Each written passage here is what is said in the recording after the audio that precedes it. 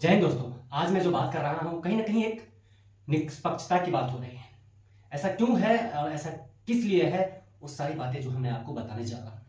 सबसे बड़ी बात है, आप इस वीडियो के माध्यम से देख रहे होंगे कि ये रोड जो है इतनी जर्जरता का जो है मिसाल है कि आप लोग इसकी कयास भी नहीं कर सकते हैं।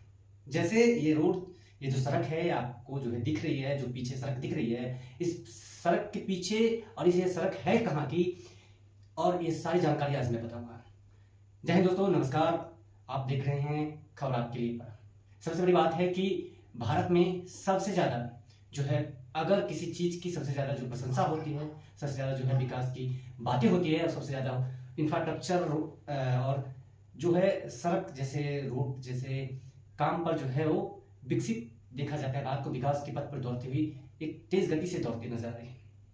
लेकिन ये सड़क एक उसका उदाहरण भी है, स्वरूप है।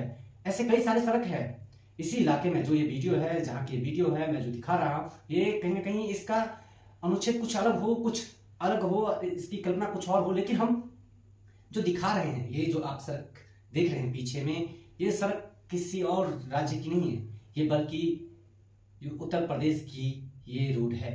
ये रोड उत्तर प्रदेश की उस जिले की है जहां से कुछ ही दूर के बाद दिल्ली आती है।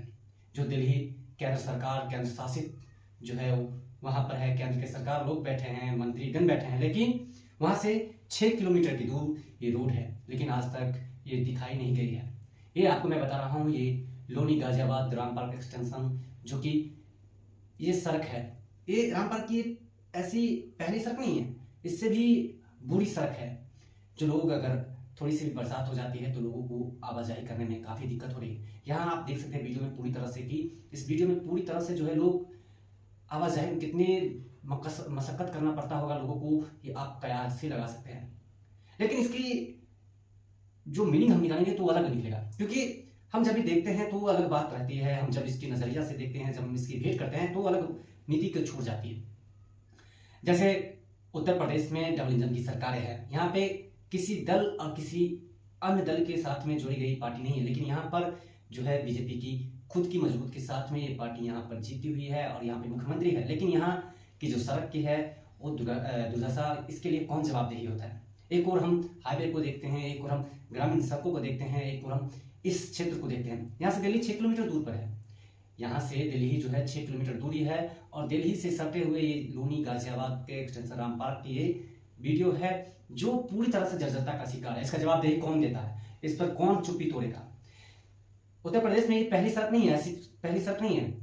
हमने इसका जब मुआयना किया तो हमने इसको देखा, परखा, तो हमने देखा कि नहीं भाई, ये लोग ऐसे जी रहे हैं, इनकी आदत शायद पड़ गई है ऐसे रोड में जीने के लिए। एक और हम बिहार से जब कंपेयर करते हैं उत्तर प्रदेश की, तो उत्तर प्रदेश और बिहार में सड़क के मामले में बिहार कहीं ना कहीं इससे ज्यादा जो है विकास पर है। जब हम नीतीश कुमार की बात करते हैं तो हम सड़क को हम एक नजर से देखेंगे और एक नजर योगी के सड़क से देखेंगे, तो कहीं ना कहीं नीतीश कुमार की जो कार्यशैली है वो कहीं ना कहीं बेहतर है।